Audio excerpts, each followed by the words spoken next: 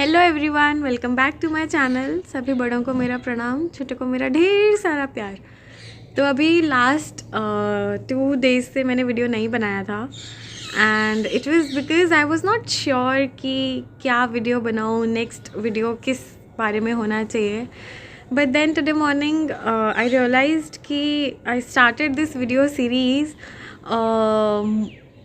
mostly because I wanted to share my story. I wanted to tell my story and I wanted to share my experiences. So maybe it is not necessary कि हर video में there's a lesson at the end and it can also be just about my experience, right?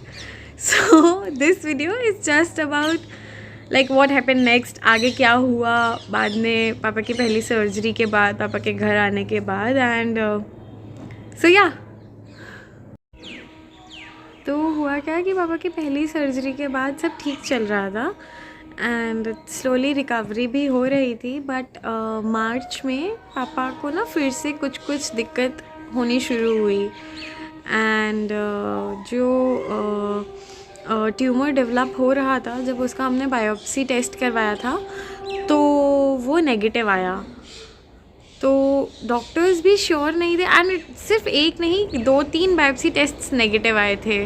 और जब doctors भी नहीं समझ पा रहे थे कि टेस्ट नेगेटिव आ रहा है but there is a structure forming, तो हुआ क्या कि फिर हमें अपोलो में तो डॉक्टर ने मना कर दिया कि आप प्लीज़ कहीं दूसरी जगह एक बार कंसल्ट कर लीजिए because we are not sure, हमको समझ नहीं आ रहा कि व्हाट दिस थिंग इज़।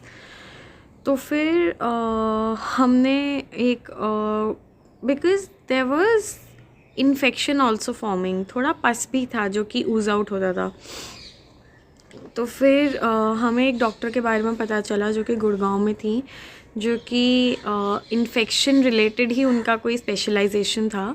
तो फिर उनको हमने कंसल्ट किया तो उन्होंने हमको ये अश्योर किया कि जो भी कुछ फॉर्म हो रहा है दैट इज़ नॉट कैंसरस, वो सिर्फ इन्फेक्शन की वजह से डेवलप हो रहा है एंड इन्फेक्शन बिकॉज बैक्टीरियल और फंगल इन्फेक्शन का कॉम्बिनेशन था, तो उसका थोड़ा ट्रीटमेंट लंबा चलेगा बट उससे क्योर हो जाएगा।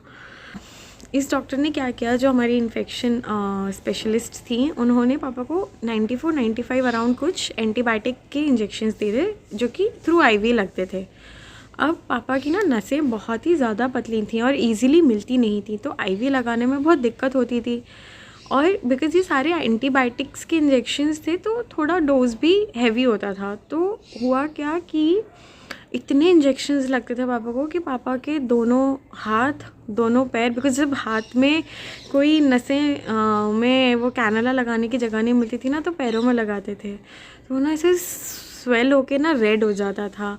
और वो उसमें पापा को इतना पेन होता था ना कि एक ऑइंटमेंट आता है येलो इश कलर का जो कि हॉस्पिटल्स में लगाया जाता है, जिनको ज़्यादा कैनुला लगता है, ज़्यादा आईवी लगता है, उनके लिए वो वूंड हील करने के लिए, वो चीज़ को हील करने के लिए।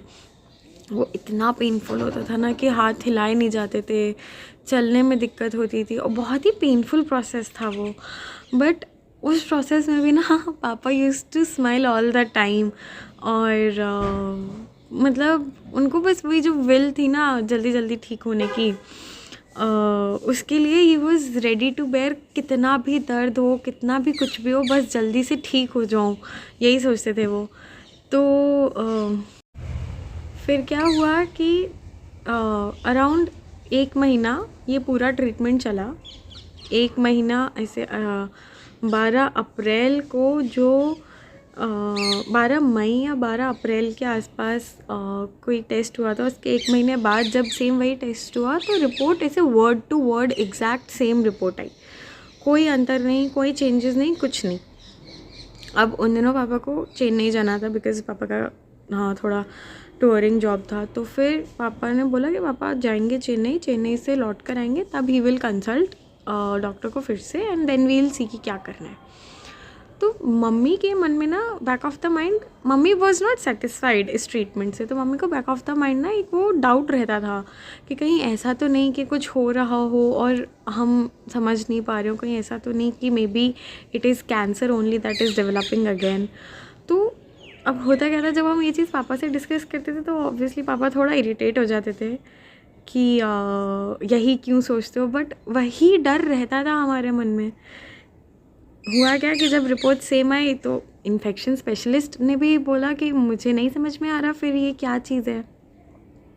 Then mummy papa came to Agra. तो हमारे पापा के एक फ्रेंड हैं अंकल, मम्मी उनके साथ पापा की रिपोर्ट्स एक ऑन्कोलॉजिस्ट डॉक्टर से कंसल्ट करने गई। उन्होंने बोला ये तो बहुत क्लियर कट सिम्टम है कि रिकरेंस हुआ है, इट इज़ कैंसर ओनली, जिसको आप ऐसे ट्रीट करने की कोशिश कर रहे थे, एंड बहुत ही अग्रेसिव है, बहुत एडवांस स्टेज पर पहुंचा हुआ है।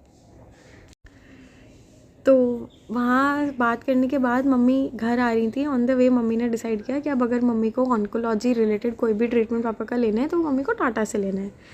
तो मम्मी जब घर आई डॉक्टर से कंसल्ट करने, तब तक मम्मा अपना टिकट्स बुक करा चुकी थी मुंबई जाने का, और मतलब अपॉइंटमेंट वगैरह की बातचीत चल रही थी कि वहाँ जाना है, वहीं पे कंसल्ट करना है, वहीं से ट्रीटमेंट लेना है। अब हुआ क्या कि इतना सब कुछ हुआ ना, हम लोग एक्सपेक्ट नहीं कर रहे थे कि 5-6 महीने पहले सर्जरी हुई है, 5-6 महीने में ही रेकरेंस हो जाएगा और टाटा जाना पड़ेगा इतना, क्योंकि आगरा में डॉक्टर ने हमें बोला था कि बहुत एडवांस स्टेज है। तो मतलब आगरा वाले doctor was not very hopeful कि जो होगा मतलब कि क्या होगा। ही वॉज लाइक कि केस आपका ख़राब हो चुका है एंड बहुत सीवियर क्रिटिकल कंडीशन है। बट देन वही कि टाटा एक बार जाके कंसल्ट करना था मम्मी पापा को।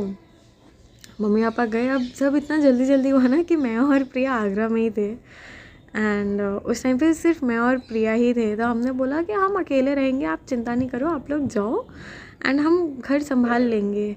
तो ऐसे कभी हमारा कज़िन रुकता था हमारे पास, कभी हमारे एक बाबा हैं वो रुकते थे हमारे पास। तो ऐसे बहुत अजीब सा वो होता था कि इतना बार ऐसे होता था ना कि अब ठीक हो गए, अब कुछ नहीं होगा वाली जो चीज़ थी ना, उससे हम मतलब हम इतना स्ट्रांगली यही मानना चाहते थे ना कि वापस नहीं आया होगा, इतना जल्दी कैसे आ जाएगा, अभी टाइम ही कितना हुआ है और हम तो कांस्टेंट ट्रीटमेंट ले रहे हैं, डॉक्टर्स को कंसल्ट कर रहे हैं। इट वाज कैंसर ओनली जो कि फिर से हो रहा था, एंड बहुत ही ना अजीब सा फीलिंग होता था। क्योंकि होता क्या था कि मैं चाहती थी कि मैं प्रिया को या मम्मी को या पापा को ऐसे थोड़ा चिल रखूं, और मैं चाहती थी कि मैं प्रिया को ऐसे मैं खुद प्रिया को बोलती थी कि चल कोई मूवी देख लेते हैं, ये करते हैं वो करते हैं, तो उसको डिस्ट्रैक्टेड रखने के लिए। But at the same time मैं भी डिस्ट्रैक्टेड रहना तो नहीं चाहती थी, क्योंकि बैक ऑफ द माइंड चल तो वही रहा होता था। तो इतना टफ़ टाइम था ना, मतलब मैं चाहती थी कि मैं ऐसे प्रिया को कुछ उसकी पसंद का खिलाऊं पिलाऊं या कुछ करूं, बट वो मेरा भी मन नहीं हो रहा होता था। बहुत ही अजीब सा मतलब ऐसे वो होता है ना कि वो ना एक ऐसे वेब टाइप का बन जाता है, स्पाइडर वेब टाइप का, जिसमें आप ना ट्रैप होकर रह जाते हो। इतनी सारी चीज़ें चल रही होती हैं ऑल अराउंड यू, एंड इतना मिक्स्ड इमोशंस होते हैं जिनमें आप ट्रैप हो जाते हो, और वो इतनी हैवी फीलिंग होती है ना कि you want to get out of it, you are trying to get out of it, but you are unable to get out of it, because reality different है। रियलिटी है कि वो सारी चीज़ों को फेस करना है, जो भी हो रहा है उन सब चीज़ों को देखना है, एंड वो इतना ड्रेनिंग होता था क्योंकि एक्ट यही करना है कि सब ठीक है। अम्मा पापा के सामने भी यही एक्ट करना, अम्मा पापा से भी हंस के बात करनी है। मम्मी पापा क्योंकि मुंबई में थे and obviously they were going through a lot. वो टाटा गए थे, टाटा में डॉक्टर ने क्या बोला क्या हुआ था वो सब मैं आपको नेक्स्ट वीडियो में बताऊँगी। बट एज द किड्स हमको यही लगता था कि यार हमको तो हंस के ही बात करनी है, हमको तो यही उनको शो करना है कि हम ठीक है, हम परेशान नहीं हो रहे हैं। लेकिन हम इतना मिस भी कर रहे होते थे ना, क्योंकि सिचुएशन ठीक तो नहीं थी, दिख तो रहा ही था क्योंकि पापा को इतना पेन हो रहा होता था, इतना पापा तकलीफ़ में थे, एंड मतलब बहुत ही मुश्किल चीज़ थी वो। और I don't want to cry, but यही रीज़न था कि मैं पास्ट 2 days से वीडियो बना नहीं रही थी, बिकॉज जितना हमने टाइम और एनर्जी ये शो करने में निकाल दिया ना कि हर चीज़ सही है। आई एम सॉरी, मैंने ना एक्चुअली बहुत ज़्यादा मैं आई होप यू अंडरस्टैंड। तो अब मैं वो चीज़ रिग्रेट करती हूँ कि जितना टाइम मैंने और प्रिया ने कलेक्टिवली ये शो करने में और ये एक्ट करने में लगा दिया ना कि हम ठीक हैं और कोई बात नहीं, सब ठीक हो जाएगा। हमने जितनी एनर्जी ऐसे रहने में और ये एक्चुअली एक्ट करने में भी नहीं, ये बस हम बेसिकली लोगों को ही दिखा रहे थे, ये शो करने में लगा दी ना। अगर हम उस टाइम पे वो इमोशंस प्रोसेस कर लेते, अगर हम उस टाइम पे ना पापा के साथ बैठ के उनको ये जता पाते ना, उनको ये फील करा पाते कि पापा हमें सच में बहुत डर लगता है कि पता नहीं क्या कैसे होगा, तो शायद हम पापा के मन की बातें भी जान पाते कि उनके मन में क्या चल रहा था। बिकॉज़ पापा ने ना कभी भी कोई भी प्लान भी हमारे साथ डिस्कस नहीं किया। हिज प्लान वॉज कि वो ठीक हो जाएंगे एंड ही, अगर मतलब मैं अब ये सोचती हूँ कि अगर शायद मैंने और प्रिया ने पापा से अपने ये डर, अपनी ये चिंता शेयर करी होती, उनके सामने एक्सप्रेस करी होती, तो हम उनके मन की बातें भी जान सकते थे। बट पता नहीं, मे बी शायद पापा हमें बताते, मे बी नहीं बताते थे, बट एटलीस्ट हम तो अपने मन की बातें उनसे कर लेते।